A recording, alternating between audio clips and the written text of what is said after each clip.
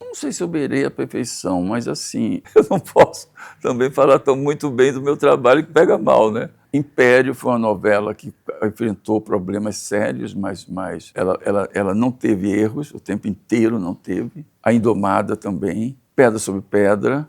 Né? Eu tive umas novelas que foram bem legaisinhas. Não, Senhora do Destino, eu nem falo, porque essas pessoas acham que é a minha melhor novela. Né? Eu concordo. Vou te falar por quê. Porque naquela ocasião eu não queria mais escrever novelas. Eu tinha escrito Porto dos Milagres, que era baseado no Mar Morto, de Jorge Amado, e achei que estava me repetindo muito, aquelas coisas do realismo mágico, né, sabe? E aí fiquei, por coincidência, foi a vez em que eu fiquei mais tempo sem escrever, eu fiquei 4 anos, 3 anos. Né? E quando eles me chamaram para escrever uma novela, eu falei, eu vou fazer uma novela realista, vou sair desse barato das pessoas que voam, entendeu? Na verdade, as minhas novelas são sempre grandes reportagens, quer dizer, grandes reportagens, digo no sentido de que duram muito tempo, né? Eu quero dizer, deixar bem claro. São grandes reportagens sobre determinados temas ou determinadas pessoas, né? Em geral, pessoas, figuras bastante populares, porque as minhas novelas foram sempre baseadas nisso, né? Eu nunca fiz novelas situadas no Leblon.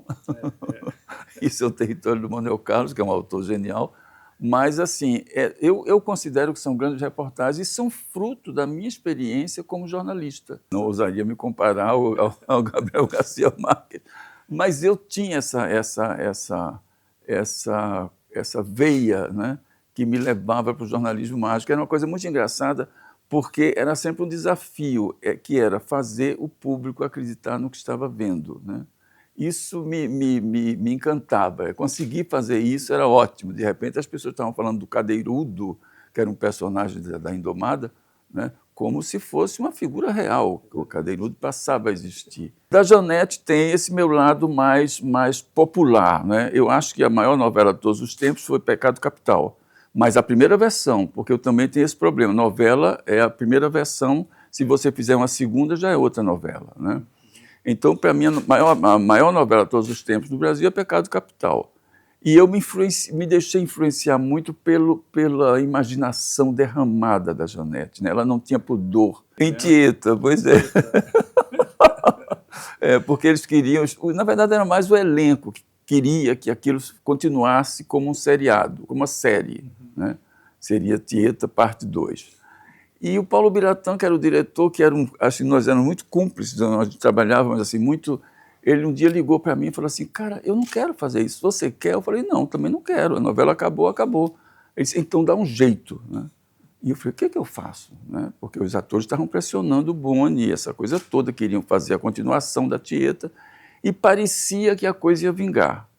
E aí eu tive a ideia de fazer, no final da novela, uma tempestade de areia que cobre a cidade e mata todos os personagens. A novela termina assim, e então não pode ter continuação depois disso. Não, porque eu acho que a novela é uma coisa que só existe naquele momento. Entende? A novela são vários elementos que se combinam para que a novela dê certo e sabe? E se você fizer de novo, não vai ser a mesma coisa. Vai ser um bom texto, bons atores, uma boa direção, uma boa produção. Não pode porque, embora ela seja uma vilã, né, e a vilã como eu falei antes, desmedida sempre, né, ela tinha uma linguagem muito ofensiva para os dias de hoje. Eu não sei como é que eles vão fazer no remake, né, mas e se a Odete perde aquilo, ela deixa de ser Odete. Né?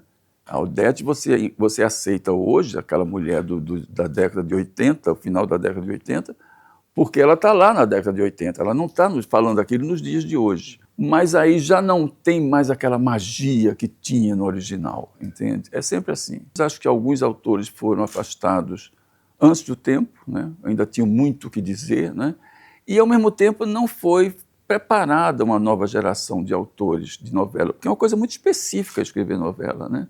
Não foi preparada uma nova geração e aí a coisa degringolou. Eu acho que hoje, pelo contrário, a gente precisa entender que houve uma mudança na linguagem, nos costumes e tudo isso, né?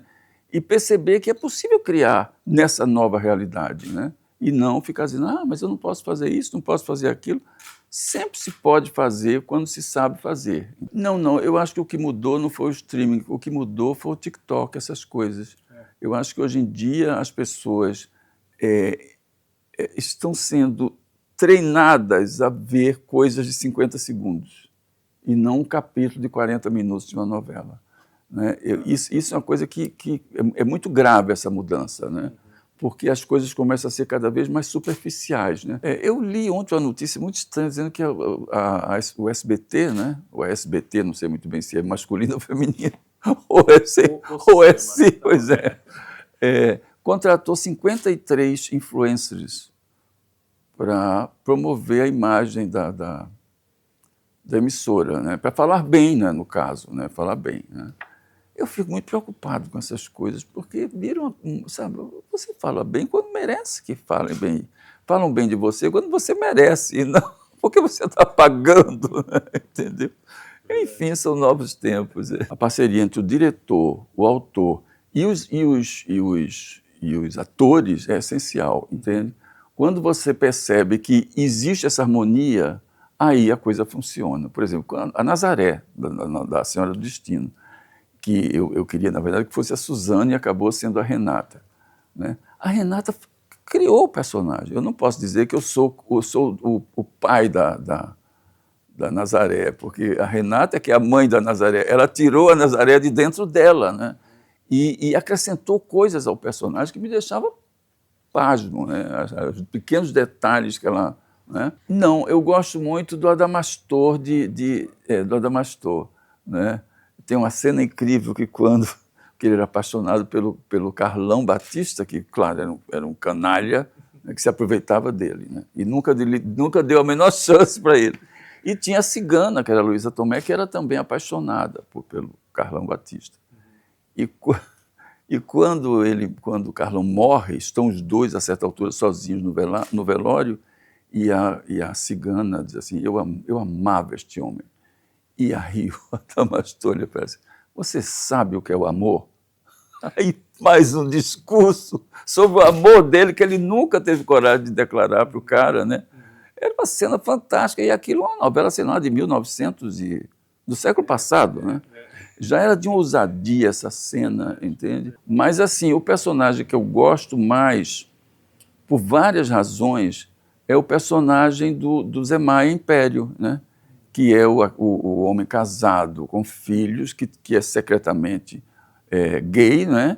E que se apaixona por aquele rapaz lindo, que é aquele ator, esqueci o nome agora.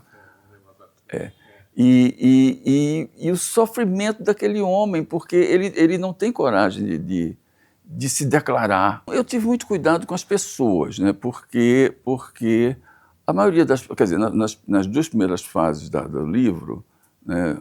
Principalmente na primeira fase, quer dizer, eu não sei como é que estão as pessoas agora. Então eu senti um certo pudor nisso. Alguns nomes eu até dei uma alteradazinha só para não, entende?